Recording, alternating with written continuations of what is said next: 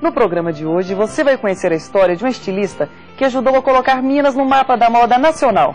Ele aprendeu as primeiras técnicas de costura observando a mãe trabalhar em uma máquina antiga na década de 60.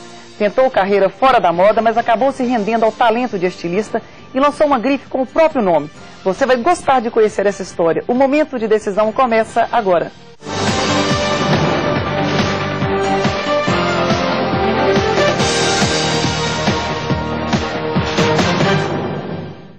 Ele estudou administração de empresas e se tornou um importante executivo de uma das maiores multinacionais da beleza. A carreira de estilista começou depois de uma experiência no varejo, em uma loja de roupas femininas. Em pouco tempo, ele começou a dar palpites na criação e se apaixonou pelo resultado. Foi aí que ele fez uma escolha que o transformou em um dos maiores estilistas da história da moda brasileira. Está conosco Renato Loureiro. Renato, é um prazer tê-lo aqui no momento de decisão. Eu também fico feliz com o convite. Conta para os nossos telespectadores de onde que nasceu essa vocação sua para ser estilista.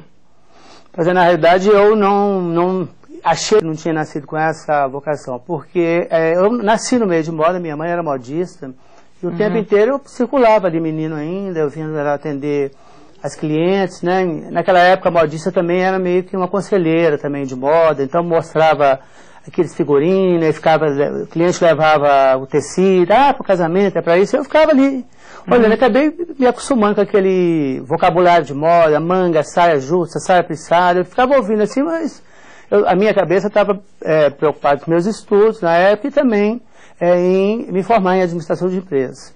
Mas antes de que isso acontecesse, eu acabei tomando, assim, digamos, um rumo, né, que era assim de ficar trabalhando numa empresa e ao mesmo tempo mexendo com uma loja junto com a minha irmã. E isso começou lá no fundo, assim, foi me despertando uma vontade, né? E aí, com isso, eu entrei na loja, ficava falando assim, gente, mas uma loja em Belo Horizonte agora, igual às outras, o que ela tem de atrativo, né? Naquela época, quase todo mundo vendia as mesmas coisas, todas do Rio de Janeiro.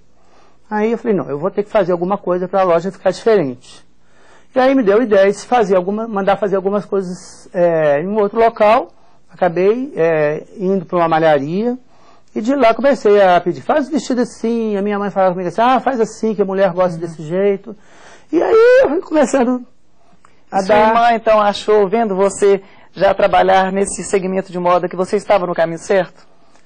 Sim, mas na verdade eu mesmo não estava achando isso, né? Eu achava que aquilo ali para mim era uma segunda coisa que eu fazia. O mais importante era eu era gerente administrativo nessa época da L'Oréal, então com isso eu achava que ali era realmente seria o meu futuro, né? E ali seria só um passatempo mais, né? Mas lá na loja e tudo, mais um plus, né? É um plus. Mas eu ainda não precisava de tomar nenhuma medida naquela hora, então o tempo foi passando.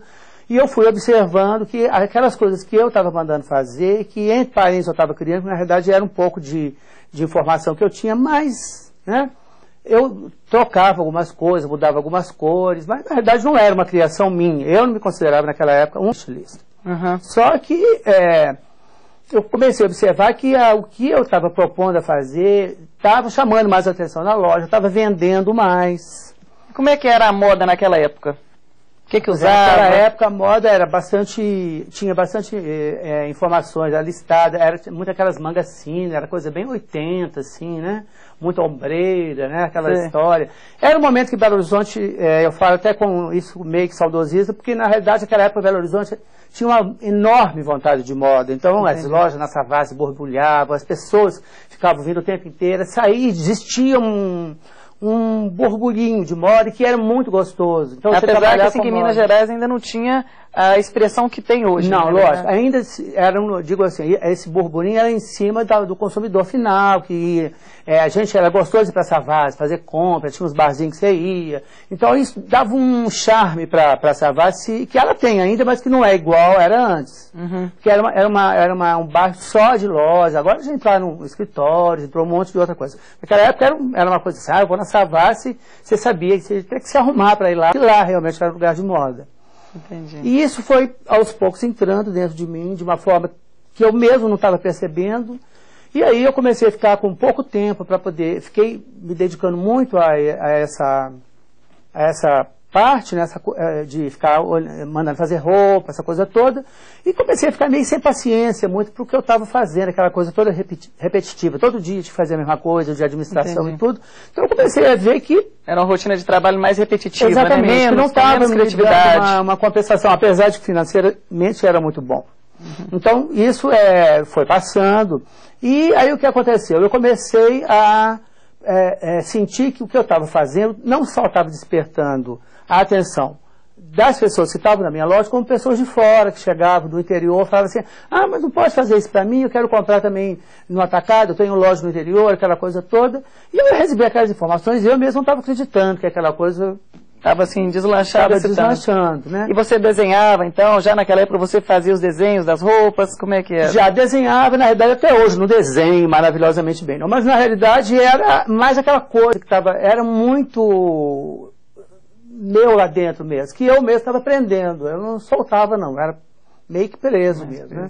E o que rolou realmente é que eu comecei a sentir que era um momento digamos assim, de bom para mim, eu gostava daquela hora, eu ia na maior felicidade para a loja, e ficava lá até tarde, conversava com a minha irmã, que administrava a loja para mim, a loja, aliás, era minha e dela, e isso foi se tornando tão importante que eu comecei a sentir que eu precisava de ter resolver como que seria o meu futuro, entendeu? Entendi.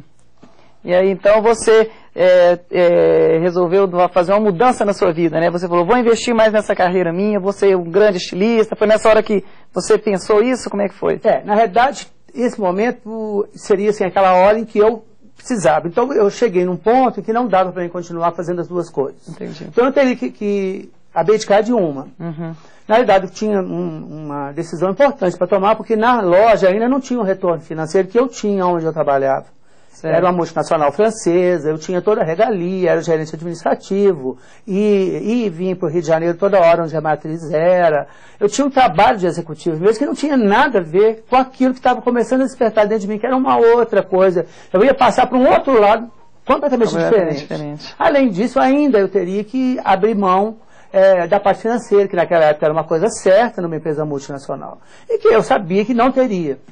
E eu fiquei muito tempo com aquela coisa dentro de mim, o que eu faço, até que um dia eu falei, não, hoje, eu tenho que resolver. E aí eu optei pela moda, graças a Deus. Aí fui na L'Oréal e falei, eu não quero mais continuar.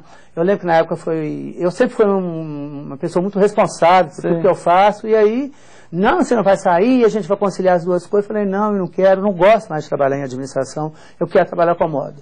E me conta uma coisa, quando você está fazendo, então, uma grande criação, um modelo e tudo, você se inspira em alguém? Você tem uma musa que te inspira? Como é que é esse processo de criação? Pois é, na verdade, existe sempre essa pergunta. Eu falo que eu tenho várias mulheres que se transformam em uma só.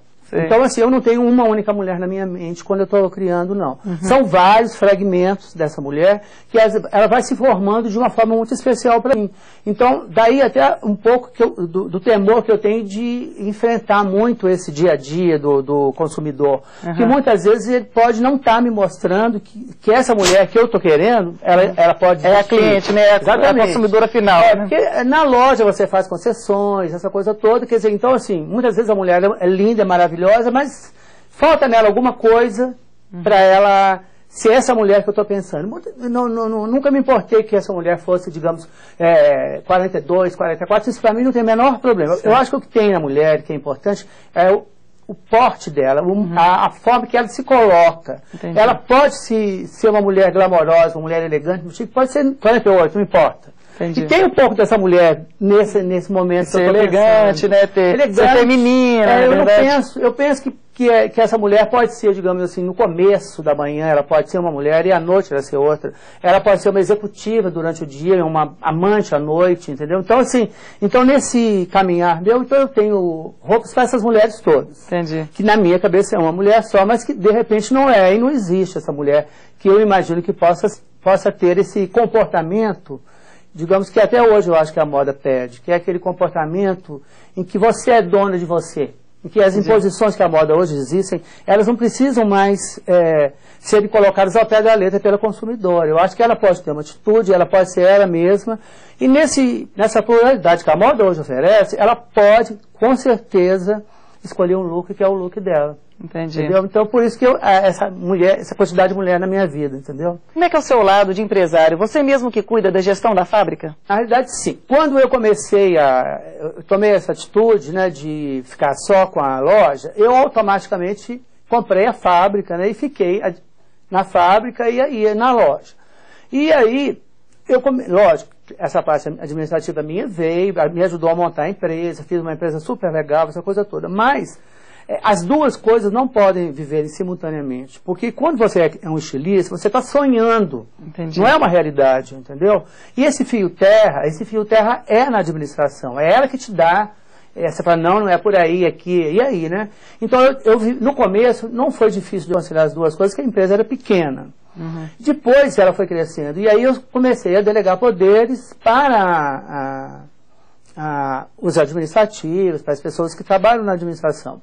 E a firma foi crescendo, mas assim, no momento, por exemplo, assim, teve um momento em que eu falei assim, eu não quero mais saber de nada de administração, eu sou estilista, quero ser estilista, quero ficar na minha prancheta, quero ver o que está acontecendo. E eu larguei esse lado da administração para poder realmente me completar como estilista. Isso, para mim, como estilista, eu acho que foi um sucesso, né? Assim, eu consegui me consagrar no Brasil inteiro, todo mundo me conhece, tudo. Agora, você foi dos primeiros estilistas a montar um showroom em São Paulo. Que importância isso teve? Na verdade, a importância foi muito grande, porque desse lado meu de estilista sempre ficou aquele lado empresarial que eu adquiri quando eu trabalhava numa multinacional. Uhum. Então, isso realmente permeou a minha vida inteira. Mas, então eu sempre tive momentos em que eu falava assim, não, gente, peraí, né? Logo surgiu o Grupo Mineiro, que foi um boom, né? E que fez, digamos assim, mexeu com a moda no Brasil inteiro. Naquela época, quem dominava a moda era o Rio de Janeiro. São Paulo era uma moda mais clássica. A vanguarda era o Rio de Janeiro. Então, Minas entrou pegando tudo mesmo. Pegou o que tinha no Rio de Janeiro, pegou o que tinha em São Paulo. Se tornou, por um tempo muito grande, a grande força da moda brasileira. Inclusive, com o surgimento do Grupo Mineiro, que foi um divisor de águas na moda mineira. Eu acho, e falo isso com o maior... que eu acho que antes do Grupo Mineiro e depois do Grupo Mineiro. Não existe a possibilidade de não ter esse divisor de águas. E como é que foi a sua participação na formação deste Grupo Mineiro de moda? Pois na realidade, a minha formação foi igual a minha atuação, a minha participação ela sempre foi a mesma dos outros componentes.